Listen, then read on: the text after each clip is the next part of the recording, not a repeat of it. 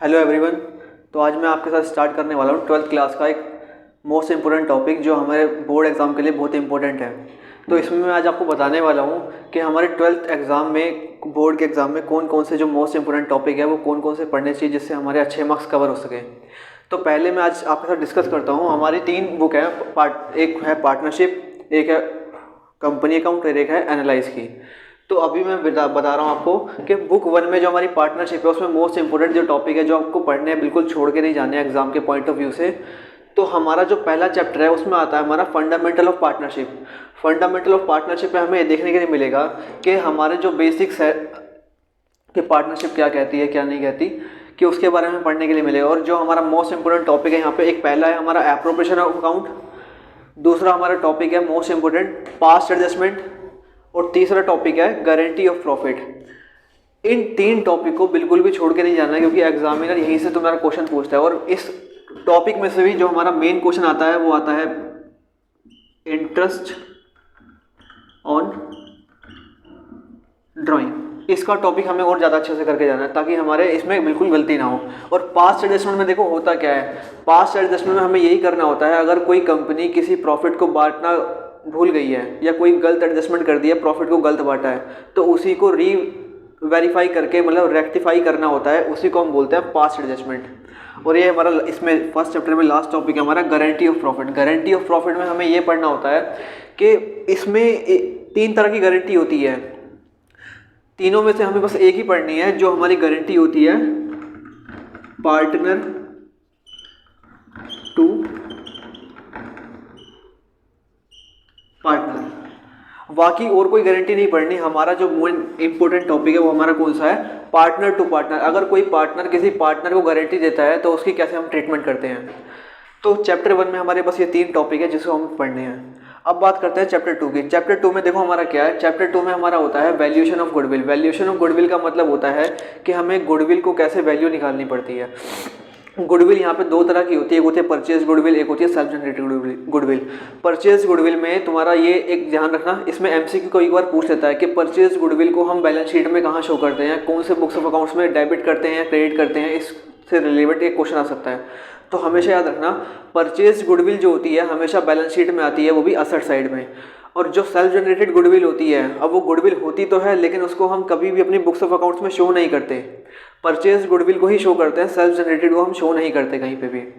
और जो हमें इसमें एग्जाम से रिलेटेड रिलेवेंट टॉपिक है हमारा वो कौन सा है, कैपिटलाइजेशन मेथड इसका। इस टॉपिक को हमें बिल्कुल नहीं छोड़ना है। और दूसरा टॉपिक कौन सा है, सुपर प्रॉफिट मेथड। ये 2 टॉपिक तुम्हारे ऐसे हैं जिनको छोड़ के जाना बहुत गलत बात रहेगी, क्यों, इनको तो बिल्कुल छोड़ना ही नहीं है। यहीं से हमारे दोनों क्वेश्चन आने हैं और कोई आना ही नहीं है। इसमें भी हमारे टॉपिक जो आने हैं वो आएंगे एडजस्टमेंट वाले, जहाँ पे हमारा एडजस्टमेंट करनी पड़ती है प्रॉफिट के अंदर, वो वाले क्वेश्चन थोड़ा ध्यान रख लेना। तीसरा हमारा चैप्टर है change in profit sharing ratio. PSR का मतलब change in profit sharing ratio. इसमें देखो हमारे जो टॉपिक है ना वो लगभग आने वाले सारे चैप्टर में, एडमिशन में, रिटायरमेंट में, हर किसी में चैप्टर रिपीट हो रहे हैं बार बार। तो इसके मैंने ज़्यादा टॉपिक लिखे नहीं है। अगर यहाँ से तुम्हारा ज़्यादा आएगा तो बस ये देख लेना कि हमें न्यू रेशियो को कैसे कैलकुलेट करते हैं। और जो बाकी के रिमेनिंग टॉपिक है वो चैप्टर नंबर 4, 5, 6 जो हमारा एडमिशन का, रिटायरमेंट का चैप्टर है उसमें कवर हो रहा है, तो इसलिए मैं वो बार बार लिखा नहीं है, वहाँ पे कवर हो जाएगा। मेन जो हमें टॉपिक पढ़ना है चैप्टर नंबर एडमिशन से, रिटायरमेंट से और डेथ से, वो हमारा टॉपिक कौन सा है, ट्रीटमेंट ऑफ रिजर्व, और दूसरा है हमारा रीवैल्यूएशन अकाउंट। ये 2 टॉपिक ऐसे हैं जो 3-4 चैप्टर में बार बार लगातार आते हैं, तो इनको करना बहुत ज़रूरी है। इनसे सेपरेटली क्वेश्चन भी पूछ लेता है, इसकी ट्रीटमेंट आनी बहुत ज़रूरी है। अगला हमारा है एडमिशन ऑफ न्यू पार्टनर। देखो चैप्टर पॉइंट, ये पेपर के पॉइंट ऑफ व्यू से चैप्टर बहुत हमारा इंपॉर्टेंट है। यहाँ पे हमारा क्या देखने के लिए मिलता है, एक तो ये जो मैंने बताया कि ये रिलेवेंट टॉपिक जो इसमें आने हैं, ट्रीटमेंट ऑफ रिजर्व और दूसरा रीवैल्यूएशन अकाउंट, ये तो आना ही आना, ये करना पड़ेगा। एडमिशन में ये दोनों टॉपिक है, दोनों करने पड़ेंगे। प्लस इसमें एडमिशन में एक इसकी ये है कि जो हमारा गुडविल की ट्रीटमेंट है ये सबसे ज़्यादा मोस्ट इंपॉर्टेंट होती है, स्पेशली इस वाले केस में, एडमिशन के केस में। और यहाँ से दूसरा चांस होता है एक फुल फ्लैश क्वेश्चन आने के लिए जो कैपिटल एडजस्टमेंट का होता है। फुल फ्लैश क्वेश्चन क्या आता है, जहाँ पे तुम्हारी सारी की सारी एडजस्टमेंट आ जाती है कि न्यू रेशियो कैसे निकलनी है, गुडविल कैसे कैलकुलेट होती है, जिसमें तुम्हारा पार्टनर कैपिटल अकाउंट बनाना पड़ेगा, रिवैल्यूएशन अकाउंट बनाना पड़ेगा, नई वाली बैलेंस शीट बनानी पड़ेगी, नया पार्टनर ऐड हुआ है तो क्या क्या रेशियो रखनी पड़ेगी, वो सारी की सारी एडजस्टमेंट करनी पड़ती है। तो ये वाला क्वेश्चन छोड़ के मत जाना, बिल्कुल इसकी प्रैक्टिस करनी पड़ेगी आपको। नेक्स्ट चैप्टर हमारा आता है रिटायरमेंट ऑफ पार्टनर। अगर हमारी पार्टनरशिप फर्म में से कोई पार्टनर अगर रिटायर होता है तो रिटायरमेंट के क्या क्या केस होते हैं हमें इसमें पढ़ना पड़ेगा। सेम वही जो मैंने बताया, रिटायरमेंट में भी हमें वही दो टॉपिक कॉमन जो पढ़ने हैं, एक ट्रीटमेंट ऑफ रिजर्व और रीवैल्यूएशन अकाउंट। गुडविल में इसका भी टॉपिक है, इस वाले चैप्टर में भी गुडविल का टॉपिक है, लेकिन वो इतना इंपॉर्टेंट नहीं है, तो एक बार उसको आप देख लोगे तो ऐसा कुछ नहीं है। बाकी एडमिशन का गुडविल मत छोड़ना, और यहाँ से तुम्हारा रिजर्व और रिवैल्यूएशन, और यहाँ पे से एक क्वेश्चन आता है तुम्हारा फुल फ्लैश क्वेश्चन आता है जो होता है कैपिटल एडजस्टमेंट का। और यहाँ पे भी 2-3 तरह के तुम्हारी दे रखी है कैपिटल एडजस्टमेंट, तो मैंने बता दिया यहाँ पे कौन सा तुम्हें करना है। कैपिटल एडजस्टमेंट, कैपिटल एडजस्टमेंट हमें इसमें वो वाला करना है जहाँ पे हमारा मिनिमम बैलेंस मेंटेन करने के लिए कहता है न्यू फर्म को। जैसे मान लो 3 पार्टनर एक फर्म में है, काम कर रहे हैं, और 3 में से एक पार्टनर छोड़ के जा रहा, बचे कितने, 2 पार्टनर जो बचे हैं, तो वो चाहते हैं कि जो नई कंपनी उनकी बनेगी, न्यू अप्रैल जो अप्रैल आएगा 1 अप्रैल को, तो 1 अप्रैल को जो उनकी नई बैलेंस शीट बनेगी 31 मार्च को, तो उस बैलेंस शीट में उनका कितना कैश होना चाहिए, ओपनिंग बैलेंस। तो वो मिनिमम कैश को हमें मेंटेन करना पड़ता है। क्या तो कैश का नाम आएगा या बैंक का नाम आएगा, दोनों में से कुछ भी आ जाएगा। तो मिनिमम बैलेंस जहाँ पे रिक्वायरमेंट मेंटेन करने का आएगा, तो वो वाली एडजस्टमेंट हमें करके जानी है यहाँ से। हमारा जो नेक्स्ट टॉपिक है वो है death of partner. Death of partner में देखो हमें क्या करना होता है, एक जैसे 3 पार्टनर है, 3 में से 2 काम कर रहे हैं और एक पार्टनर की डेथ हो गई, तो जिस डेट पे डेथ हुई है 1 अप्रैल से लेकर टिल द डेथ, उस डेट तक का तुम्हें प्रॉफिट कैलकुलेट करना आना चाहिए, पार्टनर कैपिटल अकाउंट बनाना आना चाहिए। पार्टनर कैपिटल अकाउंट तीनों ही केस में बनता है, चाहे एडमिशन हो, रिटायरमेंट हो या डेथ हो। तो जितना पार्टनर को प्रॉफिट मिलता है उसको कैलकुलेट करना आना चाहिए। और दूसरा एग्जीक्यूटर अकाउंट बनाना चाहिए, और एग्जीक्यूटर को हम पेमेंट कैसे करते हैं वो बनाना चाहिए। बस इसमें मोस्ट इंपोर्टेंट हमारा यही है, इसके अलावा और कुछ नहीं है। ये चैप्टर बहुत आसान है, इसको छोड़ के मत जाना, ये बहुत आसान चैप्टर है। इसमें हमारा लास्ट टॉपिक जो रहता है चैप्टर हमारा, वो है dissolution of partnership firm. Dissolution of partnership का फर्म का मतलब होता है जब हमारी पार्टनरशिप बंद हो जाती है, और बंद होने से हमें जो पार्टनरशिप के अकाउंट में जो इफेक्ट पड़ता है उसको हमें पढ़ना होता है। यहाँ पे सबसे पहले जो इसमें इंपॉर्टेंट है तुम्हारा, देखो पहला टॉपिक तुम्हारा आएगा यहाँ से कि difference between dissolution of partners and dissolution of partnership firm. थोड़ा ये दिख नहीं रहा होगा क्योंकि स्पेस कम था तो मैंने एडजस्ट करके लिख दिया है। तो यहाँ पे देखो थोड़ा ध्यान रखना कि एक होता है डिसोल्यूशन ऑफ पार्टनरशिप और दूसरा होता है डिसोल्यूशन ऑफ पार्टनरशिप फर्म। तो दोनों में अंतर हमें डिफरेंस एक्सप्लेन करने के लिए पूछ सकता है पेपर में। और दूसरा हमारा यहाँ पे प्रिपेयर करने के लिए आएगा एक realisation account, partner capital account और बैंक अकाउंट। इसमें हमें अकाउंट बनाने के लिए भी आ सकता है और जर्नल एंट्री के भी बनाने के लिए दे सकता है, लेकिन ज़्यादा चांस किसके होते हैं, जर्नल एंट्री आने के लिए। तो जर्नल एंट्री भी आप जब भी कर पाओगे जब आपको कैपिटल अकाउंट आता होगा या ये रिलेशन अकाउंट आता होगा। तो इन सब चैप्टर को करने के लिए स्टेप बाय स्टेप सारे चैप्टर हमें आने चाहिए, जब भी हम आगे के चैप्टर कर पाएंगे।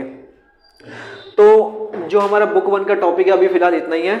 अब मैं आपको बताने जा रहा हूँ कि बुक 2 से हमें जो हमारी कंपनी अकाउंट है उसमें हमें क्या क्या पढ़ना है। इसमें हमारे 2 ही चैप्टर आते हैं, एक चैप्टर 8 है और एक चैप्टर है 9।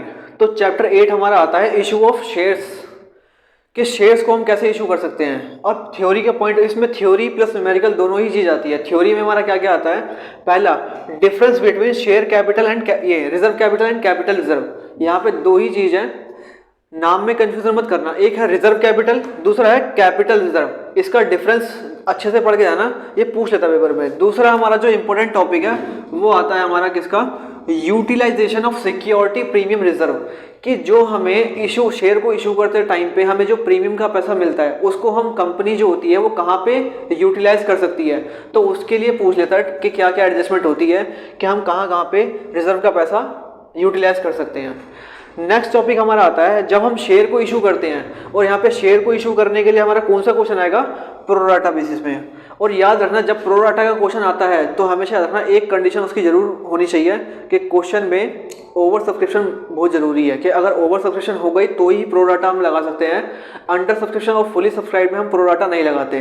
प्रोराटा की कंडीशन ही क्या है कि हम जब ओवर सब्सक्रिप्शन हमें रिसीव होता है जब ही हम प्रोराटा लगाते हैं। ओवर सब्सक्रिप्शन का मतलब होता है जब कंपनी 1 लाख शेयर इशू कर रही है, लेकिन जो लोग उसको खरीदने वाले हैं वो 1 लाख से ज़्यादा एप्लीकेशन कंपनी के पास अप्लाई कर दें, तो उसको हम बोलते हैं ओवर सब्सक्रिप्शन। अगला हमारा इसमें टॉपिक आता है forfeiture and re issue. Forfeiture का मतलब होता है कि अगर कंपनी की कोई कॉल मनी को कोई भी इंसान दे ना पाए, जैसे किसी को कंपनी ने शेयर इशू किए, अगर शेयर इशू करने के बाद में कोई पर्सन किसी कॉल मनी को देने में फेल हो जाता है तो कंपनी उसके शेयर फॉरफिट कर लेती है। और फॉरफिट करने का मतलब यहाँ पे है फॉरफीचर ऑफ शेयर। और फॉरफिट करने के बाद में वो किसी थर्ड पर्सन को दोबारा उसको री इशू कर देती है। तो री इशू का टॉपिक भी यहाँ पे पढ़ना बहुत जरूरी है, क्योंकि दोनों ही टॉपिक से सेपरेटली क्वेश्चन आता है। एक प्रोराटा का तो आएगा ही, प्रोराटा में री इशू फॉरफीचर दोनों आएंगे, प्लस अलग से फॉरफीचर और री इशू का अलग से एक सेपरेट क्वेश्चन और मिलेगा आप लोगों को।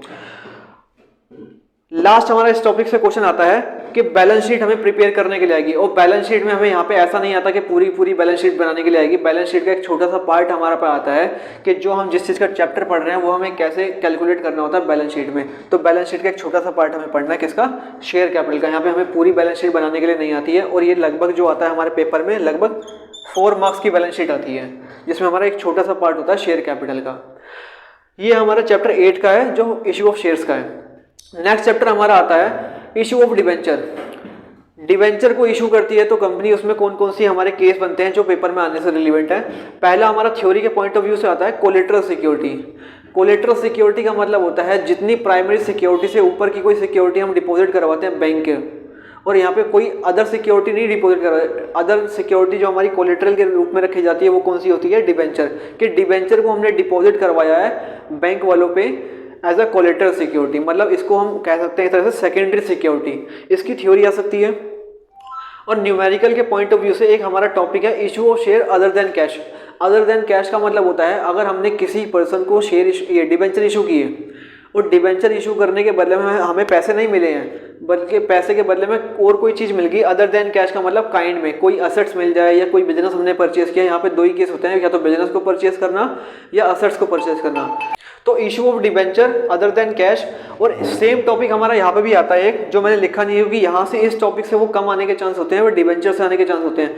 Issue of shares other than cash, दोनों ही टॉपिक आते हैं। एक में शेयर्स इशू करते हैं अदर देन कैश में, और एक में डिवेंचर इशू करते हैं अदर देन कैश में। तो अदर देन कैश में डिवेंचर का टॉपिक थोड़ा ज़्यादा इंपॉर्टेंट है, उसमें आने के चांस ज़्यादा होते हैं। लगभग जो दोनों टॉपिक है, चाहे हम शेयर्स इशू करें या डिवेंचर इशू करें, लगभग सेम टॉपिक है, कोई अलग नहीं है। लास्ट हमारा इस चैप्टर से टॉपिक आता है issue of debenture with term of redemption. इस बुक में ये सबसे मोस्ट इंपोर्टेंट टॉपिक है, इसको तो कोई छोड़ के ही मत जाना। मतलब ये टॉपिक ऐसा है जो तुम्हें नंबर दिला के ही छोड़ेगा, कि ये टॉपिक कंफर्म होता है कि हर पेपर में आना ही आना है। कि पिछले कई सालों को तुम चाहे पेपर उठा के देख लो, पिछले PYQ उठा के देख लो, हर पेपर में तुम्हें इसका क्वेश्चन मिलता है, issue of debenture with term of redemption. Redemption का मतलब होता है अगर कंपनी ने आज कोई डिवेंचर को इशू किया है और जब 2 साल बाद 4 साल बाद जो लोन का टेन्योर होता है, उस वापसी हम जब रीपेमेंट करते हैं अपनी लोन की, तो लोन की रीपेमेंट करते टाइम पे हमें कितना और रिडम्पशन का अमाउंट पे करना पड़ता है, उसी को बोलते हैं कि issue of debenture with term of redemption. तो बुक 2 से हमारा जो कंपनी अकाउंट्स है उसमें हम इतना ही देखना है, इन 2 चैप्टर से बस इतने ही टॉपिक आने हमारे। और देखो बोर्ड में सबसे ज़्यादा मार्क्स जो हम स्कोर करने वाले चैप्टर होते हैं वो यही दोनों होते हैं, क्योंकि ये चैप्टर बहुत छोटे छोटे चैप्टर हैं। चैप्टर तो छोटे नहीं है, लेकिन इसमें जो टॉपिक हम पढ़ते हैं वो बहुत आसान से टॉपिक होते हैं, और उसमें बिल्कुल फिक्स होता है जो क्वेश्चन आने वाला होता है, हमें वो पता होता है कि किस टॉपिक से मेन डायरेक्टली क्वेश्चन उठ के आते हैं। तो इन टॉपिक को बिल्कुल छोड़ के मत जाना बोर्ड के एग्जाम के हिसाब से। तो चलिए अब मैं बताता हूँ आपको थर्ड बुक में हमारा जो हमें देखना है अकाउंट्स की बुक में कि उस वाली बुक में से कौन कौन से मोस्ट इंपोर्टेंट टॉपिक है जो हमें पढ़ने हैं। तो चलिए देखते हैं अब थर्ड बुक में हमें क्या मोस्ट इंपोर्टेंट टॉपिक है जो हमें पढ़ने हैं। देखो थर्ड बुक में हमारे जो टोटल चैप्टर हैं वो 4 चैप्टर हैं, चैप्टर 1, 2, 3, 4। जो फर्स्ट 2 चैप्टर है, पहला और दूसरा, उसमें हमारा प्रॉपर थ्योरी दे रखी है। तो थ्योरी को मैं इतना ज़्यादा इसमें इंपॉर्टेंस नहीं दे रखा, क्योंकि थ्योरी में इसमें चैप्टर में ये एक्सप्लेन कर रखा है कि जो हमारी कंपनी की बैलेंस शीट होती है उसमें क्या चीज़ें इंक्लूड होती है, क्या चीज़ें इंक्लूड नहीं होती है। तो मैं थ्योरी का तुम्हारे ऊपर छोड़ रहा हूँ, तुम अपने आप देख लेना थ्योरी में क्या करना है। जो चैप्टर 3 है हमारा, जिसमें हमारा देखना होता है अकाउंटिंग रेशियो, यहाँ से पेपर में आता है। और दूसरा जो लास्ट चैप्टर है न्यूमेरिकल का, जो उसमें है कैश फ्लो स्टेटमेंट। तो देखते हैं चैप्टर 4 में हमारी जो कुछ इंपॉर्टेंट रेशियोज हैं जिसको हमें देखना होता है। पहला रेशियो हमारा करंट रेशियो, दूसरा क्विक रेशियो। क्विक रेशियो जो है वो करंट रेशियो का ही एक पार्ट है। और तीसरा हमारा रेशियो आता है टर्नओवर रेशियो, चौथा हमारा आता है प्रोप्राइटरी रेशियो। देखो रेशियो हमें सबके फॉर्मूले पता होना चाहिए। तो ये सारी रेशियो पढ़ने के बाद में इसमें एक थोड़ा सा और ध्यान रखना, ये जो जैसे यहाँ पे लिखा है 2:1, इसका मतलब होता है आइडियल रेशियो। इसमें आपको हर रेशियो की एक आइडियल रेशियो होती है कि हमें कम से कम अपनी कंपनी में इतनी आइडियल रेशियो मेंटेन करके चलनी पड़ती है। तो इनके आइडियल रेशियो पता होना चाहिए कितना है कितना नहीं है, क्योंकि कभी कभार इसमें थ्योरी में क्वेश्चन पूछ लेता है कि अगर रेशियो तुम्हारी कम आई है तो उसको हम कैसे करेक्ट कर सकते हैं। तो चलिए देखते हैं अब नेक्स्ट क्लास। इसमें नेक्स्ट चैप्टर जो हमारा है वो है कैश फ्लो स्टेटमेंट। ये चैप्टर से यहाँ पे हमारा एक सेपरेट एक ही क्वेश्चन आता है और कुछ नहीं आता, कि पूरा हमें कैश फ्लो स्टेटमेंट बनाना होता है। और इसका खास बात ये होती है कि हमें इसका आंसर पहले से ही पता होता है कि इसका आंसर आने वाला क्या है, क्योंकि जब ये हम बनाते हैं कैश फ्लो स्टेटमेंट का मतलब होता है कि कैश का फ्लो कैसा हुआ बिजनेस के अंदर। और कैश का फ्लो दो ही होता है, या तो एक इनफ्लो या तो फिर आउटफ्लो। और कैश का बैलेंस हमें इसमें आंसर कैसे चलता है पता, क्योंकि जब हम किसी क्वेश्चन को बनाते हैं तो हमें पहले से इसमें ना बैलेंस शीट गिवन होती है। तो हमारी बैलेंस शीट में जितना क्लोजिंग बैलेंस होता है कैश और बैंक का, वही हमारा उसका होता है आंसर। कि क्लोजिंग हमारा आंसर जो आएगा वही हमारा कैश फ्लो स्टेटमेंट होता है। तो यहाँ पे इसकी 3 एक्टिविटी होती है जिनके बारे में पेपर में आता है। एक होता है ऑपरेटिंग एक्टिविटी, दूसरा होता है इन्वेस्टिंग एक्टिविटी, तीसरा होता है फाइनेंशियल एक्टिविटी। ऑपरेटिंग एक्टिविटी का मतलब बिजनेस को ऑपरेट करने से कहाँ कहाँ पे खर्चा नुकसान हुआ। दूसरा इन्वेस्टिंग एक्टिविटी वहाँ होती है जहाँ पे बिजनेस पैसे को इन्वेस्ट करके चीज़ों को जनरेट करता है, इनफ्लो और आउटफ्लो होता है। तीसरा होता है फाइनेंशियल एक्टिविटी से, मतलब कहीं से कंपनी लोन वगैरह लेती है तो वहाँ से उसको फाइनेंस से कैसे इनफ्लो और आउटफ्लो होता है कैश का। तो ये सारी एडजस्टमेंट है, हमें इसको करना पड़ता है। इसमें हमारी 2 एडजस्टमेंट ज़्यादा इंपॉर्टेंट है जो हमें पेपर में बहुत आती है, हर बार देखने के लिए मिलती है। एक है हमारा इंटरेस्ट ऑन डिवेंचर की एडजस्टमेंट और दूसरा है हमारा प्रोविजन फॉर टैक्स। यहाँ पे हमें टैक्स को कैलकुलेट करना पड़ता है कि क्वेश्चन में हमें कभी कभार गिवन होता है टैक्स मेड, एक होता है टैक्स पेड, दोनों में अंतर है। एक होता है टैक्स मेड, एक होता है टैक्स पेड। तो इसकी हमें एडजस्टमेंट करनी होती है कहाँ पे कौन सी चीज़ आने वाली है। एक लास्ट इसकी एडजस्टमेंट है तीसरी, डेप्रिसिएशन की, कि डेप्रिसिएशन हमें कहाँ पे चार्ज करना होता है। डेप्रिसिएशन हमारा एक नॉन ऑपरेटिंग एक्सपेंस होता है, इसकी हमारी ट्रीटमेंट आती है एक ऑपरेटिंग में, और दूसरा हमारा आता है इन्वेस्टिंग में, क्योंकि इन्वेस्टिंग में हमारी क्या आती है असेट्स। और इस असेट्स की एडजस्टमेंट एक तो ये डेप्रिसिएशन की एडजस्टमेंट एक तो इन्वेस्टिंग में आएगी, दूसरा आएगा हमारा ऑपरेटिंग में। तो कैश फ्लो स्टेटमेंट में बस हमें यही पढ़ना है। ये मैंने आपको बता दिया कि हमारे तीनों बुक से कौन कौन से मोस्ट इंपॉर्टेंट टॉपिक है जिसको हमें पढ़ के बोर्ड में जाना है। मतलब अगर आपको अच्छे मार्क्स स्कोर करने हैं तो इनको बिना पढ़े तो जाना ही मत, क्योंकि ये हमारे बहुत इंपॉर्टेंट टॉपिक हैं। धन्यवाद।